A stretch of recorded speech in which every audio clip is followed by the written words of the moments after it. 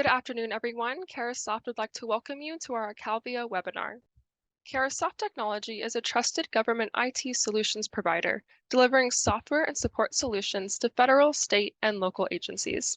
Carahsoft maintains dedicated teams to support sales and marketing for all its vendors, including Acalvio, Splunk, AWS, Forescout, VMware, and Okta. At this time, I would like to introduce our speakers for today. Cyril Desai, VP of Engineering at Acalvio, and John McGuire, SVP of Business Development, Partnerships, and Alliances at Acalvio. John, the floor is all yours. Thank you very much, Paige. It's great to be here with everyone else. We have a short presentation to give you, and then we are going to have some Q&A. I just want to welcome everyone wherever you're calling in from or dialing in from. It's a pleasure to connect with you. We have just a short agenda. Cyril is going to go from a technical detail, providing some additional aspects regarding the threat landscape. Given the central focus of the presentation is on zero trust, while clearly provide some overview and some principles, we'll provide an overview of our solution as it pertains to active defense and the utilization of deception technology. And then we'll specifically detail kind of the role of deception technology in the zero trust architecture. So some use cases and then some analysis of attack. I'll provide a high-level overview just of the company itself, and then I'll transition it over to Cyril. Cyril, next slide. So for those of you who aren't familiar with Acalvio, we're based in Santa Clara, California. We are backed by some critical key investors, Excel Partners, Google Ventures, J2, Honeywell, and Splunk. We have go-to-market partnerships as well as white label frameworks and with some of the more prominent companies in the MDR space, in the OT space, such as Honeywell, Verizon. We have a partnership with CrowdStrike as well that provides us with a highly specialized integrated offering that you can find on the CrowdStrike marketplace. We're also listed on the Microsoft as well as the GCP marketplaces, and we have also an IP portfolio that we'll highlight later. But we've also participated as a finalist in the RSA Innovation Sandbox. Next slide. For those who are familiar with some of the reporting in the government space, we're starting to see kind of a pivotal turn in terms of increased focus on active defense, specifically deception technology. The National Defense Authorization Act has incorporated language that mandates the utilization of deception technology. MITRE is beginning to increasingly talk about it. As you perhaps know, the MITRE attack framework. However, they've evolved and created the MITRE engage framework, which elevates deception as a critical piece to as on the same level as denial and adversary engagement. CISA's product roadmap includes the near-term adoption of deception technology as well as the advanced deception technology and zero trust. The framework itself also, highlights the zero trust, deception as a critical pillar of the broader framework. One of the things I failed to do is kind of introduce our respective backgrounds. I should have introduced myself. I'm John McGuire. I've spent a number of years working for venture-backed security startups. I formerly have a government background working at the Senate Intelligence Committee. I've worked in a number of different corporate development contexts, but I lead business development for Acalvio. I should have also introduced my colleague, Cyril, who's going to be talking shortly. He's VP of Eng. He has extensive experience working in this space. He can elaborate on his personal experience and what it is that he has done on behalf of Acalvio, but also to continue to move the ball forward as it pertains to deception tech. Next slide. I highlighted previously kind of what we've done. We've developed an extraordinary IP portfolio. We have 26 issued patents. We have a number of other pending patents, and those cover from efficacy, ease of use, to visibility, to any of a number of different kind of key components of our technology. But this particular technology that we're going to highlight today, just to stress that this is something that is highly innovative. It's kind of a cutting edge in the sense that we have demonstrated such capability through the IP that we've created, and where we look forward to describing it to you in further detail. Next slide. I think this is a polling question, so we would invite everyone to participate in the poll. I'll go on mute for a little bit to give everyone an opportunity to answer this particular question. And after that, I'm going to transition it to Cyril, my colleague, VP of Eng, who can then provide additional details regarding his personal background prior to launching into the more technical discussion pertaining to zero trust. Hopefully everyone will receive a pop-up window. It says, I can just read the question for everyone. It says, where are you in the zero trust journey? And one of the options is early, has started in the last 6 months. Second option is relatively mature, implementation done over the last 12 to 18 months. And then the third option is not started yet. There we go. Continue on with the presentation. Cyril, please.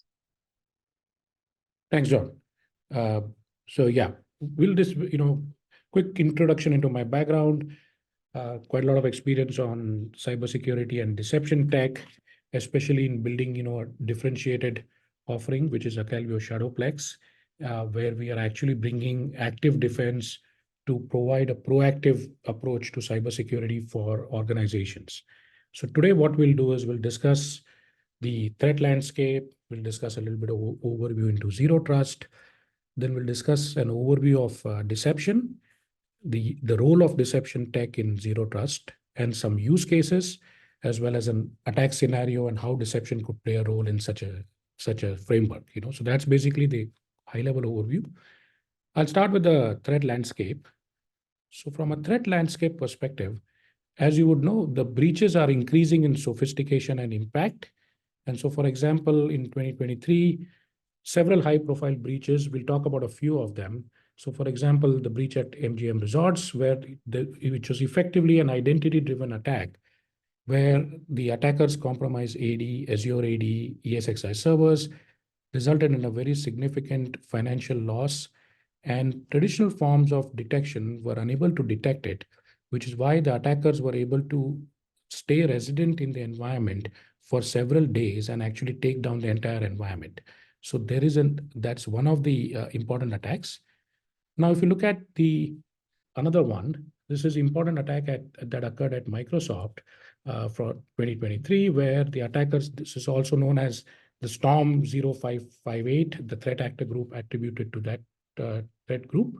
And so what they did was they were able to get access to federal agencies and get sensitive email information, exfiltrate it, and get unauthorized access to that. And the approach that was taken by the threat actors was that they used authentication token for forgery for Azure AD to get access to emails. And so effectively, with this type of attacks going on, which are highly sophisticated and novel, the enterprises and organizations need to improve cyber visibility, because the current forms of detection are not able to detect such threats.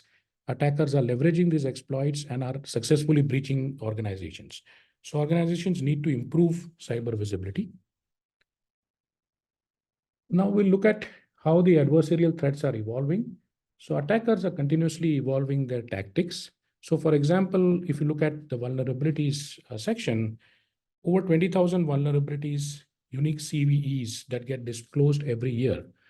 Now imagine the complexity of applying patches to be able to go and address each of these vulnerabilities. It creates a lot of overheads.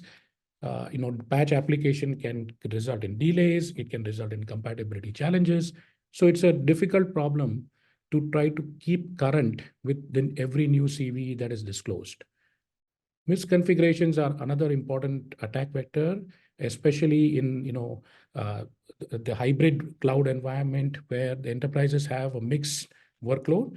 So there's lots of opportunities for attackers to exploit misconfigurations where security settings have not been set and the hardening has not been done correctly, provides an attack opportunity, and so attackers are actually exploiting that. Identity compromise is another important attack vector, perhaps one of the fastest growing attack vectors of the offensive options. So attackers are getting access to credentials and are performing identity-driven attacks to get access to critical assets.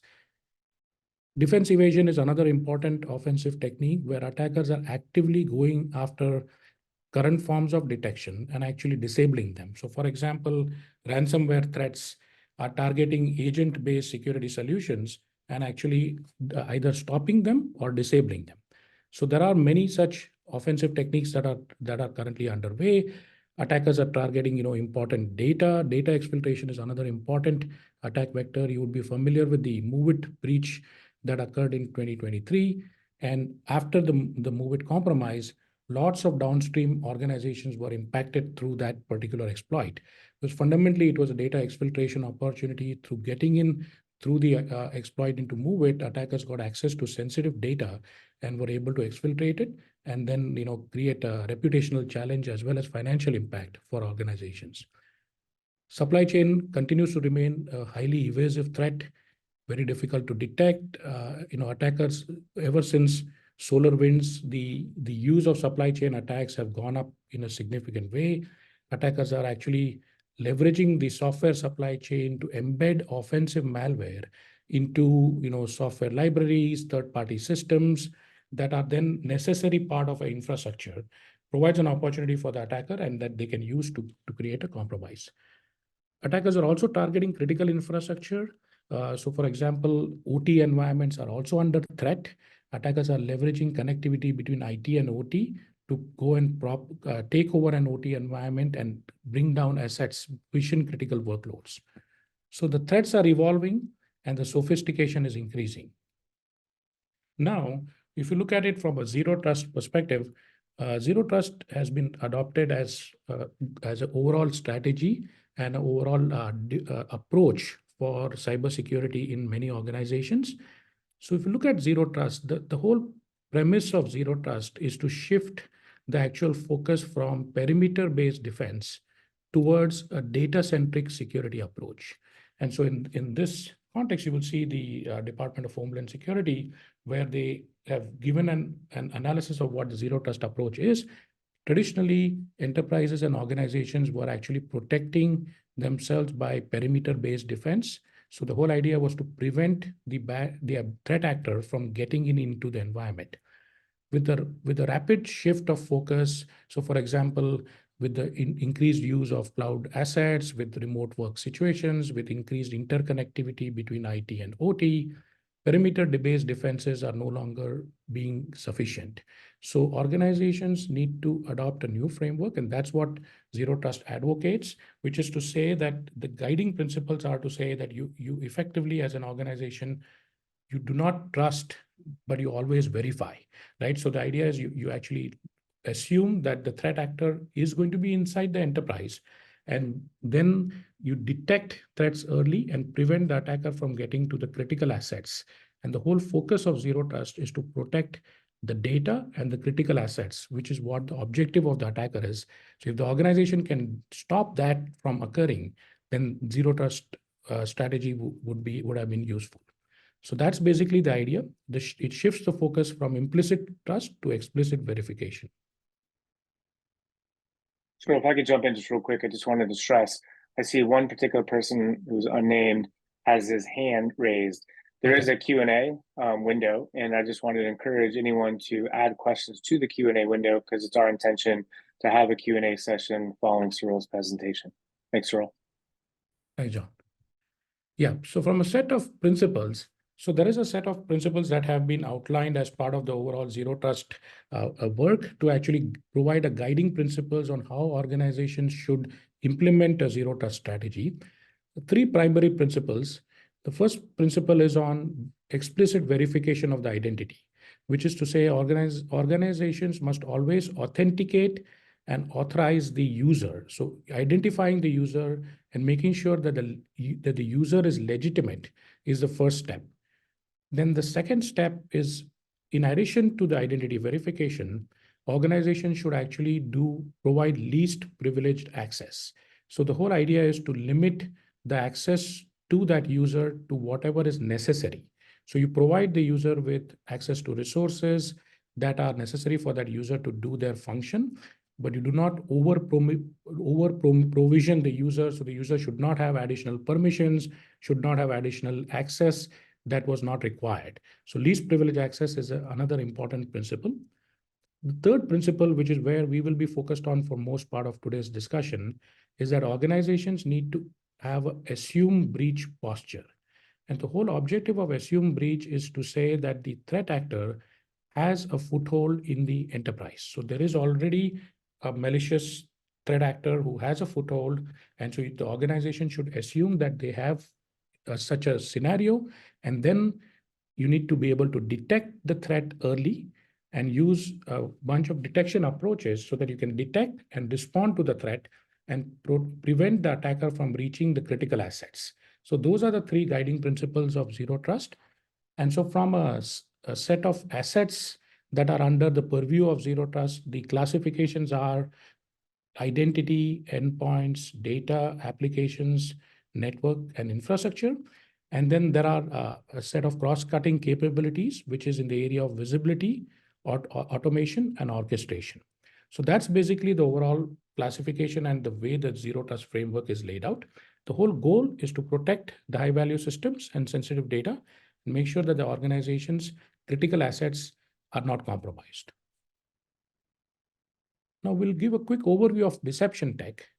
So deception tech is effectively a powerful approach for cyber defense.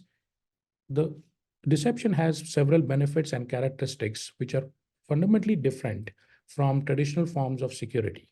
So for example, deception is the only known approach in cybersecurity where it has the ability to actually dynamically change the landscape for the attacker.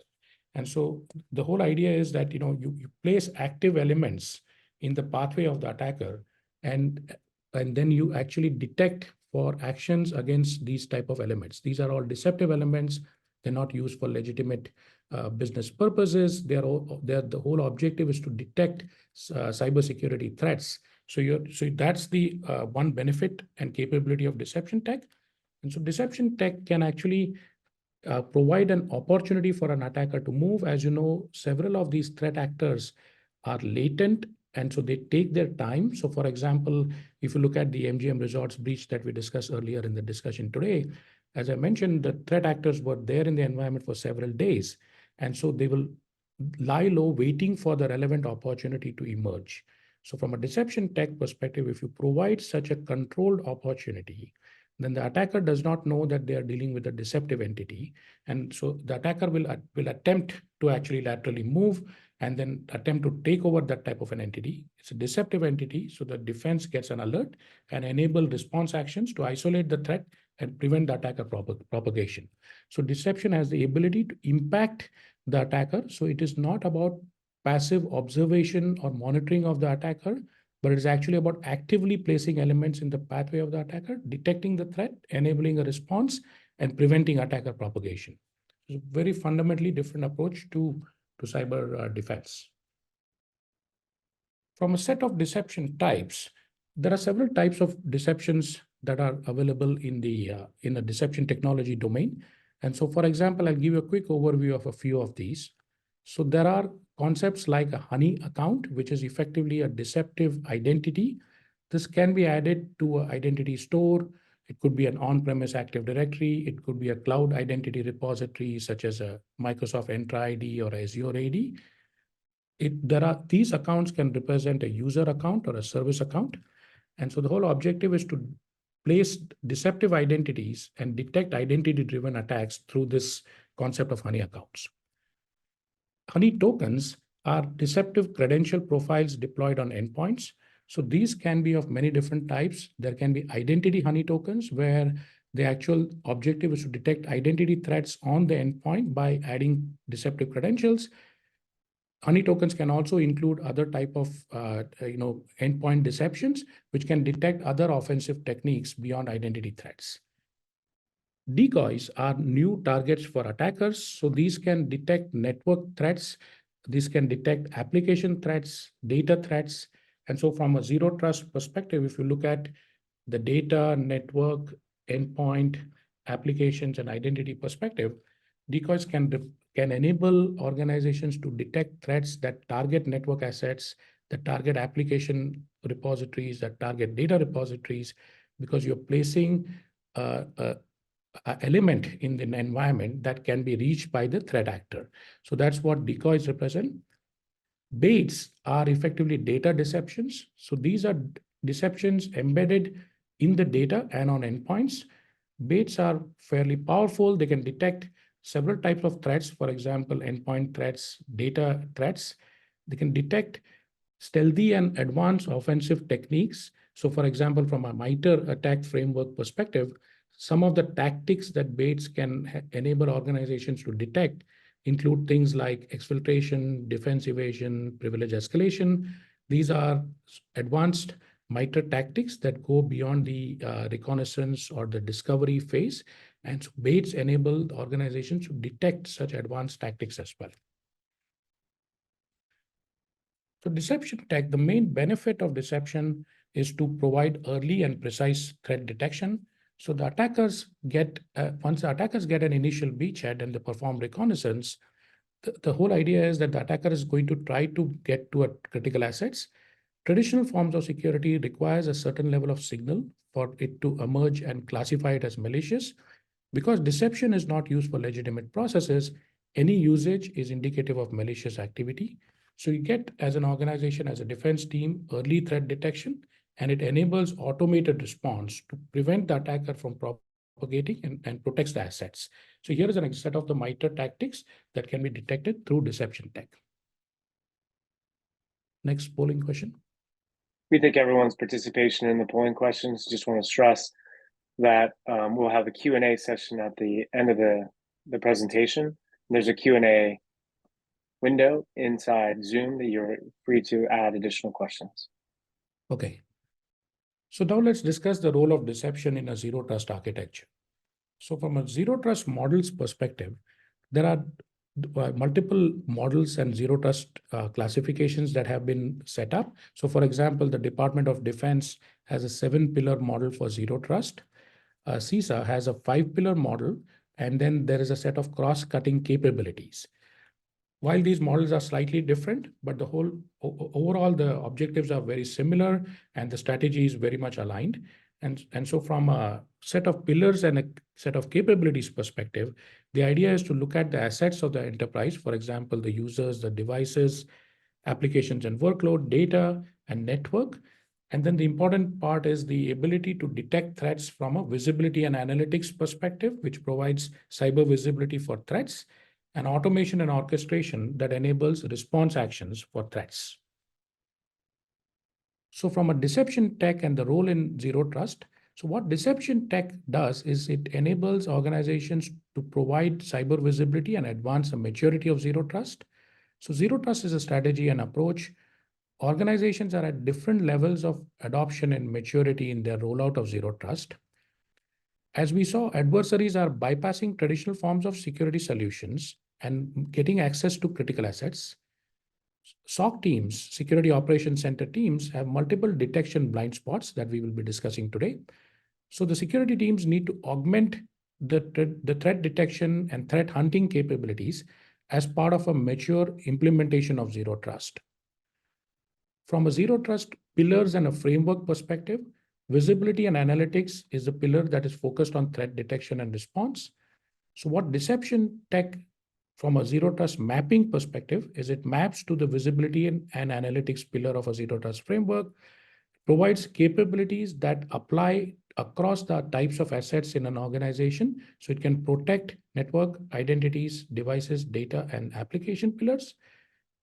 And so what organizations get is the improved cyber visibility to be able to remove detection blind spots through deception tech.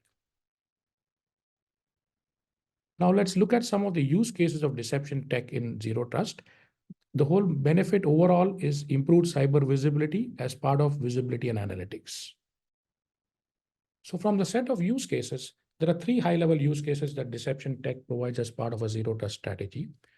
The first one is the ability to expand the threat detection capability to detect threats that other security controls are unable to detect. So that's one aspect of the benefit. Then the second is the ability to actually enhance the efficiency of a security operations center. And the third is the ability to enable active forms of threat hunting. We'll look at some of the use cases in the area of expanding threat detection.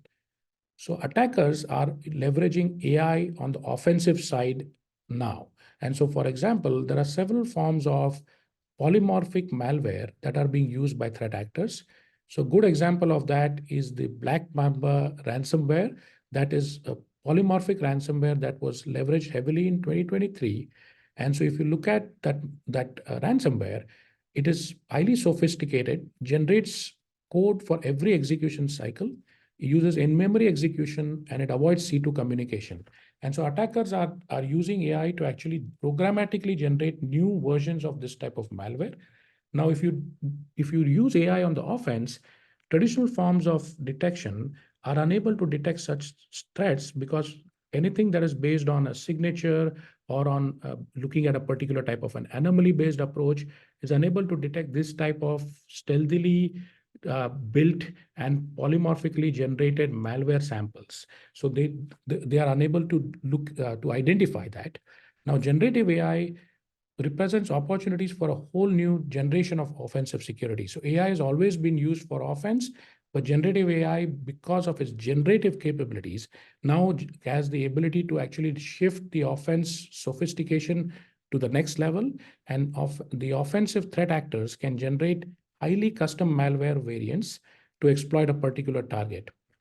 Now, from a deception tech perspective, deception provides the benefit of detecting evolving threats such as polymorphic malware, such as zero-day threat vectors, because the whole objective is not based on detecting the actual threat actors' specific techniques. It's all about setting the trap for the attacker based on the mission or the objective of the threat, and it does not require a priori knowledge of the threat.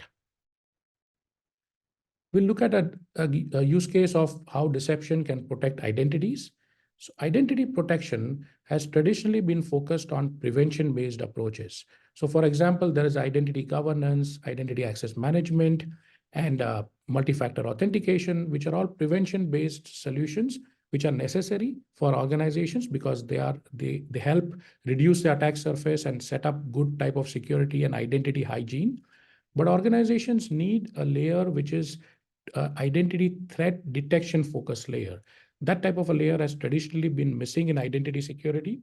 And so now over the last several years, organizations are now investing in identity threat detection and response, or ITDR, which is effectively a detection focus layer, which will look at threats that bypass prevention-based defenses. And so from an ITDR perspective, deception tech is a necessary defense layer for ITDR. So what deception tech does is, if you look at it from an identity threat detection and response perspective, identity-driven attacks have several types of sophisticated techniques. So for example, there are attackers that do offline threats that leverage client-side attacks, new attack techniques. So here is one example of a type of offensive technique known as curb roasting that was surfaced as part of a threat hunting research that was published by CrowdStrike in 2023. Now, the attackers were able to use curb roasting, and the use of curb roasting went up 583% year over year.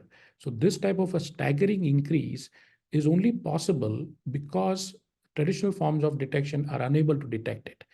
And so attackers have leveraged that, and several other forms of such stealthy identity attack techniques are being used. And so now from a defense perspective, organizations need a detection layer as part of identity threat detection and response that can detect identity threats that are known as well as unknown, and that does not depend on logs, network traffic, or signatures. So deception tech provides a necessary defense layer for identity threat detection and response. And so that's another use case where deception can help from identity threat detection perspective. Now we'll look at the scenario where deception can help from a detecting endpoint threat perspective. So from an endpoint security, unmanaged endpoints is one of the significant challenges for organizations. So by unmanaged endpoints, these are endpoints that do not have an EDR present. There's large percentage of these endpoints that include, for example, BYOD devices, IoT cameras, printers, medical devices. So attackers are leveraging these type of unmanaged endpoints and are actually targeting them. And from the unmanaged endpoint, they perform lateral movement and get access to critical resources. So from a deception perspective, the enterprises can deploy network decoys as well as baits. And so it enables the detection of threats that target unmanaged endpoints, and it removes the blind spot that SOC teams have in this area. So this is another important use case where we can expand the threat detection. Now we'll look at how deception has benefits for threats that target applications and data as part of a zero trust framework. So for applications and data, attackers leverage vulnerability exploits. So as we discussed a little bit earlier, there were around 20,000 unique CVEs disclosed last year and have been disclosed almost every year in the last several years. Security teams are unable to keep pace with these patches because there are so many patches that are issued by the vendors, and keeping current and keeping the systems patched and hardened is extremely difficult. Sometimes patch application also introduces compatibility challenges where applications can have compatibility issues as part of the patch application process. Also so prevention-based solutions are not sufficient in this area. From a detection perspective, traditional forms of detection are not aware of applications and data. So for example, traditional forms of threat detection are all focused on the endpoint, whereas attackers are actually exploiting applications as well. So for example, the log4j or the log4shell exploit that has been one of the top rated CVEs is ultimately an application exploit where the attacker went after the web interface and compromised it. Deception tech enables the organizations to detect applications and data-centric exploits because you can deploy deceptions that represent applications and data and detect such threats. Insider threat is another important use case for deception tech as part of zero trust. So insider threats are particularly difficult to detect using a traditional form of security. So if insiders are of different types, so for example, there's a privileged insider who has trusted access to high value systems and sensitive data. Now, if the insider has privileges and gets access to sensitive data, there will be almost no anomaly-based alerts that are raised. The log traces would not be suspicious. So log-based analytics as well as anomaly-based detection techniques will not be able to detect such a threat. So effectively, organizations are fairly not, there's very limited visibility to insider threats. Now, deception tech is an effective and a proven approach to detecting insider threats because you can set up deceptions by embedding the deceptions in the systems that are being of interest to that insider, or also by embedding deceptions into the data that the insider is attempting to access. By embedding such type of deceptions, the insider does not know that these are actually deceptions. Any access to these deceptions will raise a detection. And so you can actually get visibility into these type of threats that traditional forms of detection are unable to detect. So from an insider threat perspective, here's a quick analysis of, there's been a lot of attestation of the benefit of deception. And so here is a quick review into some of the attestations for deception. We'll move to a use case of how deception adds detection for OT and IoT security. So OT environments are fairly early in their zero trust journey. So a lot of zero trust has been adopted and the implementation has been focused on IT, but is increasingly getting prioritized for OT environments as well. So, and OT environments are undergoing a lot of evolution as part of a modernization of the architecture. So for example, traditionally OT security has all been focused on air gapping, where you actually try to separate IT and OT and have no connectivity between the IT environment and the OT environment. Due to several trends, for example, the shared systems between IT and OT, the use of integrated identity stores, there is convergence between IT and OT. So there are pathways that attackers are exploiting to actually pivot from IT to OT. And OT environments are also increasingly connected to the internet, which enables exploit opportunities for attackers who enter the OT environment through a public-facing exploit. So effectively, OT security has significant type of other challenges as well. Patches cannot be easily deployed for all OT assets. OT assets are often not compatible with agent-based security. So prevention solutions are not sufficient. Detection solutions are limited. And so now from a OT security perspective, to augment the OT security, deception tech provides a good defense mechanism because deception can detect OT threats by placing deceptive elements in the OT environment. The benefit of deception is it does not impact the OT assets. So there's no impact on the production assets. And so as a result, OT environments are not getting disturbed when you introduce deception in the environment. From a SOC efficiency perspective, one of the other benefits for deception is as part of zero trust rollout, as you add more layers of detection, the alert volume goes up for SOC teams. And so that's sort of a side effect of the initial part of the implementation journey of zero trust. Now, SOC teams who get low fidelity alerts have a significant challenge because they need to perform manual triaging of the alerts to be able to determine what is the actual signal and which is the noise. Now, in the case of deception tech, because it is introducing the deceptive elements into the attacker's pathway and it provides precise and early threat detection, the deception-based alerts are inherently high fidelity in nature. So SOC teams can immediately act on the alerts from deception. They do not need to perform additional forms of triaging or alert confirmation or correlation. They can get an alert and immediately act. So this reduces response time and actually increases the efficiency of SOC. Now we'll switch to the case of deception for threat hunting. So in the case of zero trust, proactive security is one of the important tenets. So threat hunting capabilities is very important as part of a zero trust implementation. Traditional forms of threat hunting have been focused on a few capabilities on using IOC sweeps, where you're looking at indicators of compromise and trying to sweep the environment, looking for evidence of a threat, and also searches based on logs as well as events. So these are effective techniques, but they have their own challenges. For example, log searches are cumbersome and slow. IOC sweeps tend to look for only specific threats. They can miss evolving threats. So threat hunting teams need an additional approach to be able to provide an active element to threat hunting. So deception tech provides such an approach.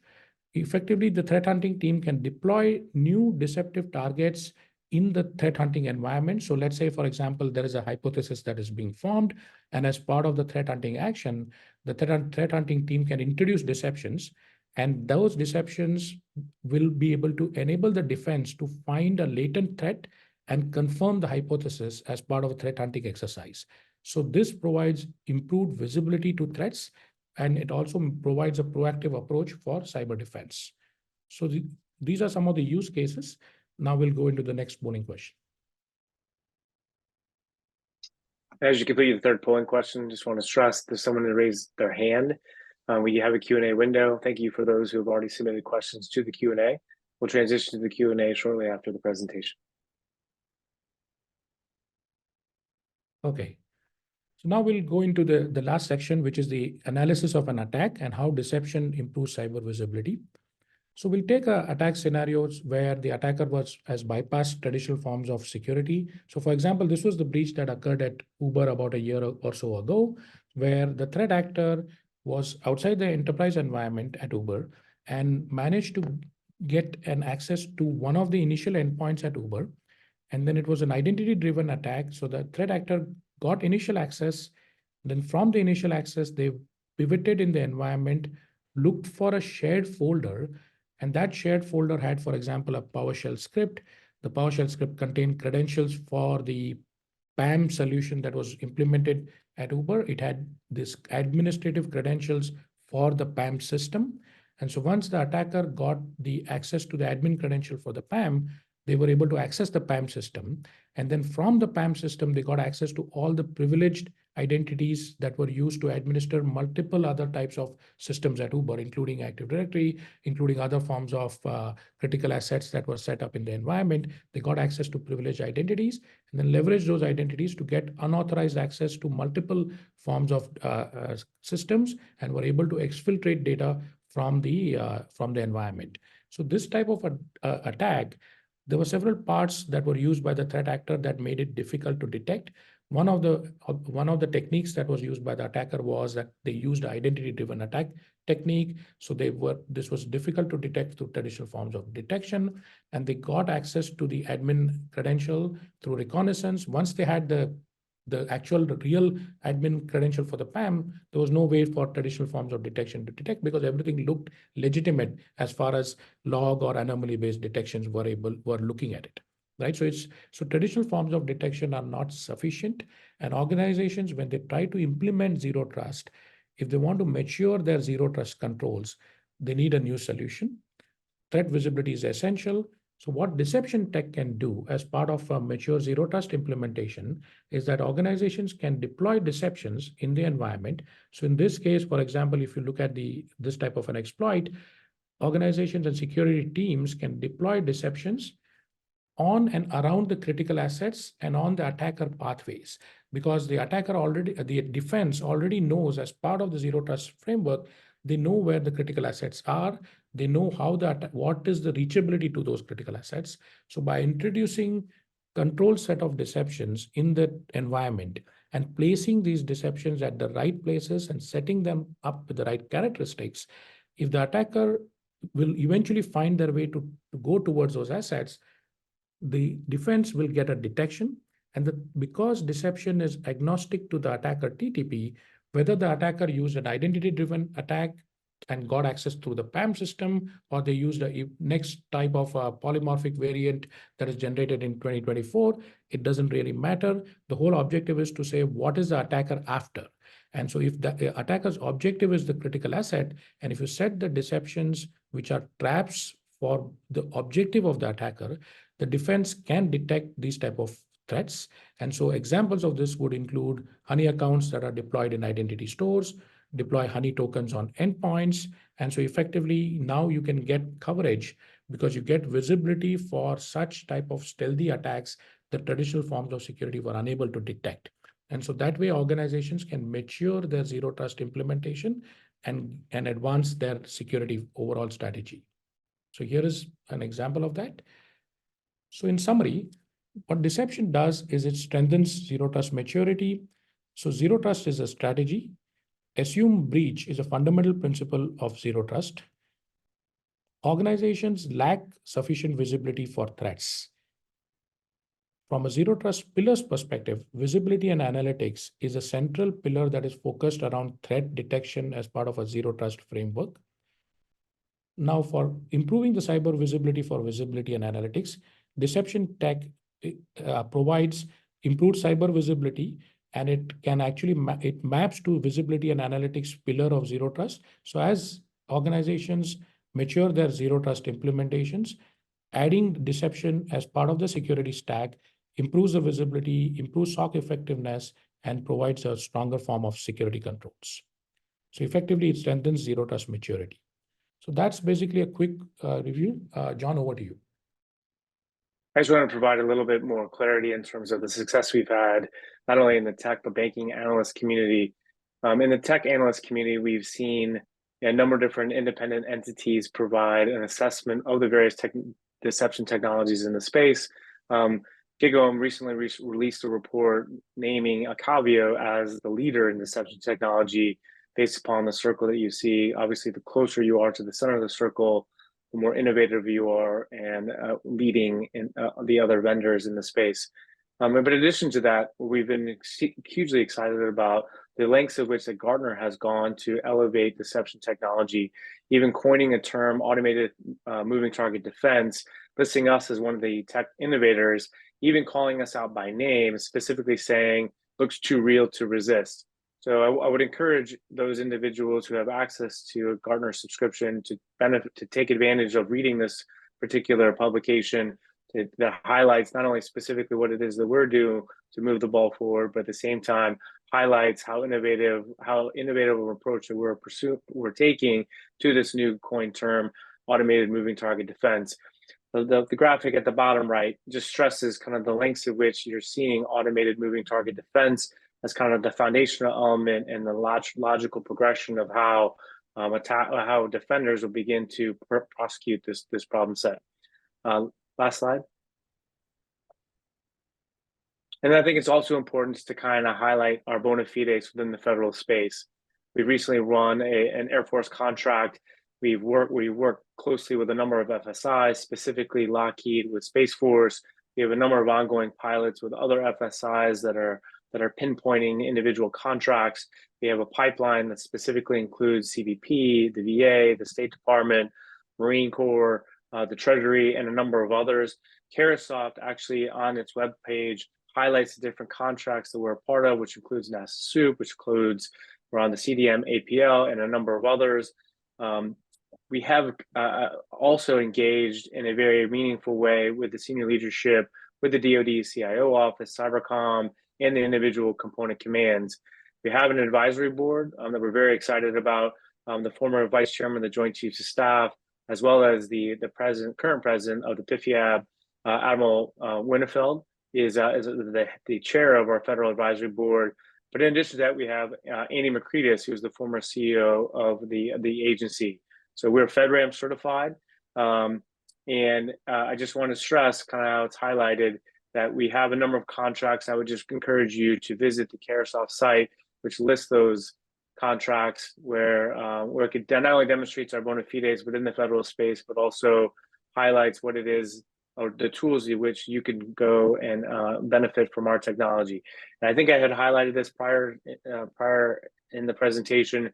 We're also listed on the CrowdStrike marketplace, the GCP marketplace, the Azure marketplace, as well as the AWS marketplace, and then you can purchase us through direct.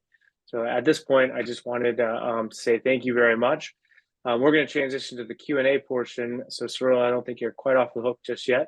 I want to thank those individuals who have provided a series of questions. So the first question we have specifically asks, could you provide some examples of deceptive technology that organizations should be aware of and how they can mitigate the risk associated with such technologies? Cyril? Yes. And so could you provide the examples of deception technology, and how can you just repeat the last part? Okay. Certainly, and how and deceptive technologies that organizations should be aware of and how they can mitigate the risks associated with such technologies. Yeah, fair enough. So, so deception technologies are of many different types, and so the deception technology is a concept. The implementation of deception, you can have different types of deceptions. You can have decoys, you can have credential deceptions, which are honey tokens. You can have honey accounts. You can have baits. So there are different types of deceptions, and they can enable detection of different tactics from a MITRE attack framework perspective. And so now, from a rollout perspective, deception tech, when implemented correctly, is extremely safe because you're typically introducing passive elements into the environment. So deception tech does not interfere into any of the existing business processes. A well-implemented deception platform would be agentless, so it will not introduce the deployment challenges with deploying additional agents in the environment. And it also does not, a well-implemented platform does not require privileged access to any of the existing resources in the environment. So it does not introduce any additional security burden either. So effectively, deception as a concept is extremely safe and easy to deploy, and the implementation, when done correctly, can make it even more robust. Thank you, Cyril. We have a few more questions and approximately 10 minutes left in the webinar.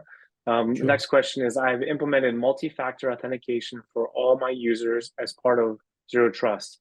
Do I need to deploy deception? It's a good question. So multi-factor authentication is a very necessary step, a prevention-based control, but it is not complete and is not sufficient. Detection capabilities are required. There are several challenges. For example, multi-factor authentication is often difficult to enforce for programmatic access. For example, service accounts.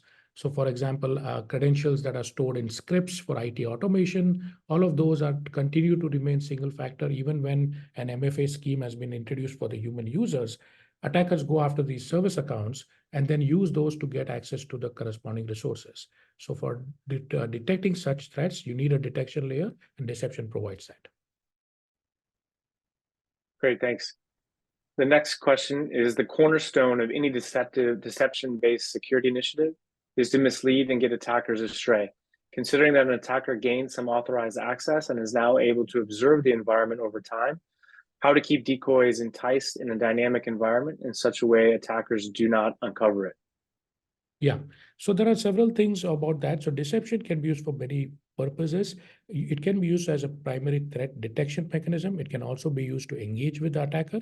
So when you look at deception as a threat detection instrument, then effectively the whole objective is to get a detection and enable a response action. And so in the detection use case, organizations do not have to necessarily let the attacker into the deceptive environment, the defense gets a detection, and the next step is a response action.